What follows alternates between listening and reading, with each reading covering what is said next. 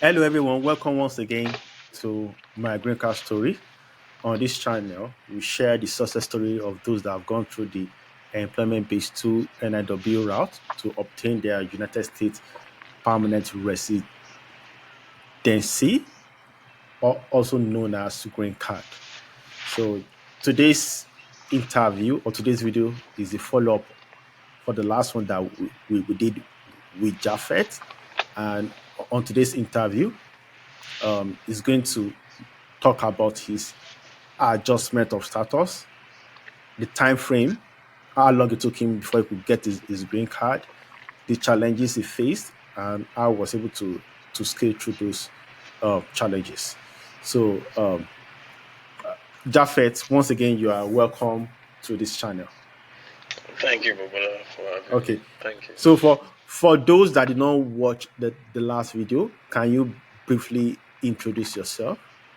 My name is Japhet.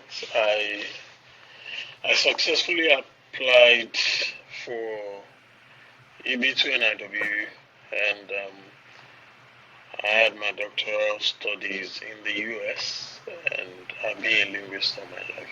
So, Okay, great. So for if you're not seeing this video, please click on this link, and it will take you to the first video that I did with Japhet, where he discussed his petition for EB2 NIW. So Japhet, based on the last video, you said you turned in your petition in September 2022, and it was approved in March 2023. So now yes, that's correct. let's talk about your adjustment status. So as soon as your petition was approved in March 2023, 23. was the priority date current? If yes, did you turn in your adjustment of status document immediately, or if your priority date was not current, how long did it take before you could even turn in your adjustment of status document? That's $1 million question. So I'll start this way. My date was current when I was approved. I got approved early March, but the medical report from I-693 took a long time before it was finalized by the the doctor. I didn't know why. It was an error on their part, so I submitted. So I petitioned with my wife. We submitted our adjustment of status document by the end of March. It was returned. It was returned, and you can imagine the sweat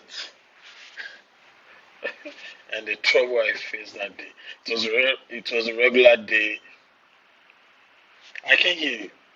I can hear you, Baba. Why was your adjustment of status document returned? I'm sure they give you like a form Yeah, it was. I-797 or RFE or something. Yeah, if it got to USCIS in March, it will still be current for them to work on it. They got the beginning of April when it my priority date wasn't current, so it was returned. That was the reason why it was returned. So are you trying to say that by the time your document got to USCIS, the priority date has been retrogressed? Yes, it has been retrogressed. Okay. It has been retrogressed, and that was a good experience. Yeah. Yeah, it wasn't, and yeah, So thankfully it was returned because when I can say thankfully now because everything is sorted, but that time was not it wasn't was funny. no, it wasn't funny. It wasn't. Okay. So so you said you adjusted your status with your wife. So you are the primary Primary, yeah. applicant, and your wife's adjustment of status depend on yours. So can you tell us the document you fill? And I know tell us the typical USIS document, and also the supporting document that you and your wife attach to your adjustment status packet. Okay. The excuse me. So the most important document is the form I-485, which is the application to register permanent residence or adjust status. Um, and it was, you want to make sure it was duly signed. And then form I-693, which was a medical form. And I also did the employment authorization document, which was form I-765. So my supporting document included my birth certificate. About advanced parole, did you feel I I one three did one? not do that because I had no reason um, to to travel Okay. at that time. Yeah. Um, so I submitted my a copy of my birth certificate, a wedding certificate, the copy of my passport, biodata page, both my current passport and my old passport, my driver's license in the U.S., copies of my visa stamps, showing the entry and exit stamps as well on the passports, my I-94 arrival and departure record. When you come to the US, that's something you get. A copy of my I-20 for my F1 visa, my DS 2019 for my J1 visa, and I-9, I-797, which was notice of approval that I got from Yeah. my EB2-NIW. Yeah.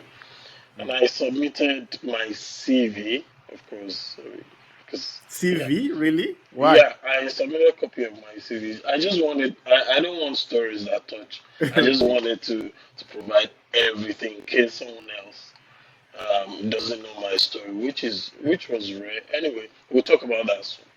I submitted copies of my employment letters as well, and then I submitted copies of my academic certificate, skills certificate, and transcript. Okay. That's for just for my that's on my own Okay. side. How about your Uh, wife? for for my wife, she was on EB2-NIW. So, oh, sorry, did I say that? Let me. How about my wife? Let me correct that. So for my wife, I submitted uh, similar documents, um, and she was on H1B at that point.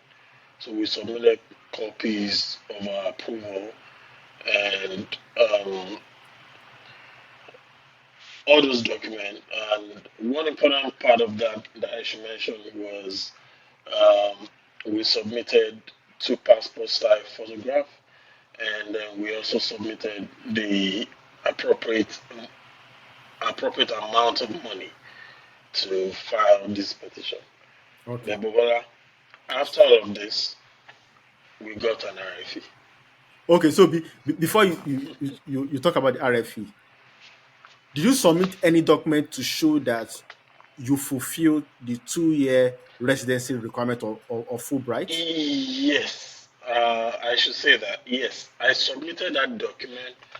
Um, And can you tell us what document you submitted to show that you met that I you have w- already fulfilled that 2 years residency? so I submitted that when the RFE came. I mentioned it. I listed the dates Mm. on my I-485 to show that I've completed my residency. But apparently, it wasn't duly looked at by whosoever was trying to adjudicate our case at that point. But so for the RFE, I don't know if you want to ask the question about So the yeah, RFE. so the RFE, can you tell me what was in the RFE letter? Why did you get a RFE in the first place? Because it's very rare for people It's to get rare. RFE for Yeah, adjustment of status. I only know maybe one or two people that have gotten yeah. RFE. Yeah. So my case is different. I got RFE, my wife got an RFE. But so the RFE was to explain on my own part my birth certificate, and I guess that's something that is common now for Mm. Nigerians. They Really? want you to, yeah. I so the birth certificate I submitted earlier was a government birth certificate. I did not know why I got another one. So what I did was I contacted the Nigerian Population Commission, and they gave me a letter to prove that, because for my age bracket there was no certificate at that time. So they wrote an affidavit to prove that I was born to so date to so family, parents, blah blah blah. So I got an RFE for that. I got an RFE for my 2 year residency. So what I did in that was a robust document to show my entry and exit stamps. I submitted my I submitted emails or boarding passes of flight I took to Nigeria Mm. to support the entry and exit date I quoted. I submitted my rent receipt. I stayed at a university campus in Nigeria, so I paid rent. I showed transportation receipt when I was on my field, during my field work. I submitted a receipt to show that I was on my field work because I stayed in a hotel in Nigeria. I got a receipt for that.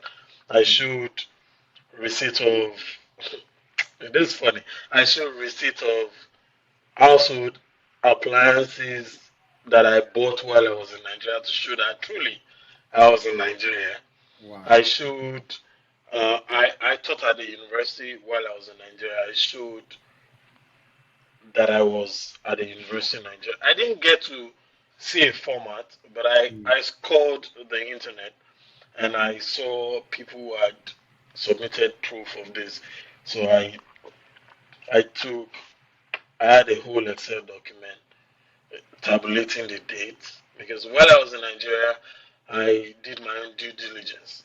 That I was noting the days I spent, and I will come to the US at that point, go back for a month because I have a family here.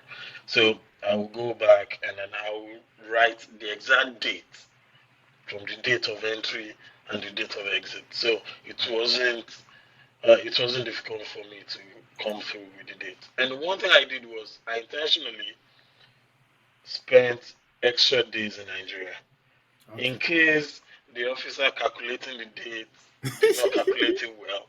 I gave myself 2 extra weeks. Okay. And I noted in my cover letter that so date. So I didn't use 365 days. I used 366 days in case the officer wanted to calculate leap year for me.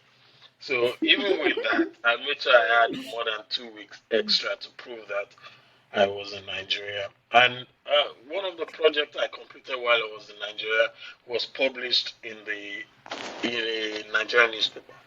Mm. So I took the newspaper clipping of that to show that I was in Nigeria at this time, and I showed the award letter, the program, pictures to show that I was in Nigeria, and then supporting document I submitted to the government of the state in Nigeria to allow me host this conference I organized in Nigeria for 2 days, and I Okay. showed letters of people, of participants who attended.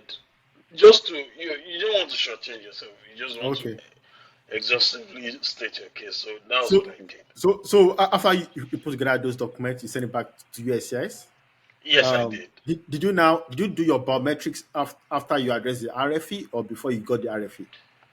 I did my biometrics before the RFE came.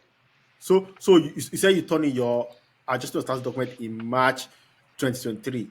When did you do your biometrics? What So month and year? let me walk you back 1 second.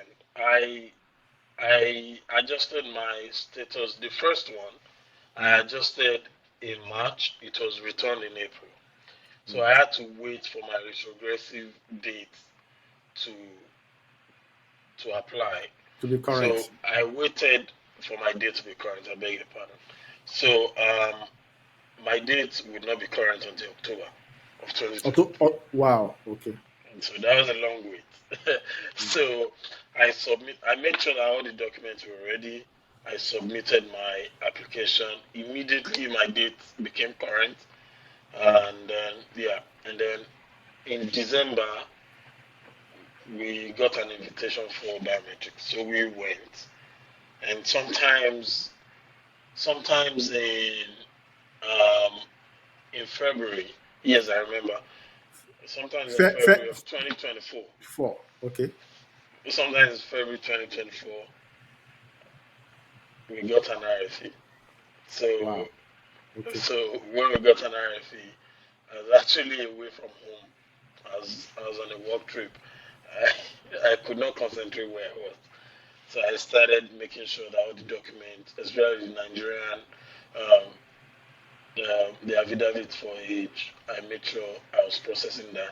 So after like 5 days, when I go back home, that document also was ready. I put everything together and sent to USCIS all over again. And in less than 3 weeks, we were approved. So Okay. on my wife's part, she got an RFE as well. Her RFE was to was to prove that she was truly married to me. And That was strange as well. and how was she able to prove that? So so what we did, we got suggestions on how to do that from the letter. Of course, we get that. The So we have a child. We submitted our birth certificate. We submitted our wedding certificate. We submitted our lease. We submitted our jointly filed tax document. We submitted pictures of our wedding, and it wasn't funny. But yeah, we were able to put all those documents together to um, for her to process the RFE at that point. Okay. So when did you get your EAD card? Because you said you applied for you turned new from I-765, and when did you eventually get your green card in the mail? Strangely, we're not approved for our EAD. Okay. The EAD did not come down, so that also added to the worry. The usual wait worry. The Mm. EAD did not come. Our green card came first, and after we were approved, it took about 2 weeks for us to get our EAD. So Sorry, so for us to get our green card. so you got your green card when? What month and year? We got our green card in March Ma- 2024. wow. Okay. So March. you are still a JJC in this green card. So we got our green card in March 2023, and we got a notice sometimes in late April or May saying that they've cancelled our petition for the EAD. EAD because we A green received card. our benefit through another means. Okay. So last question. Can you tell us the benefit of having a green card? I mean, you can focus on the ones you have enjoyed so far. You know more than I do. It's like at that time I was on my OPT Mm, and I was counting down to the end of the OPT. So mm. one benefit, of course, you know more than I do, but that um, the benefit of having the green card is enormous.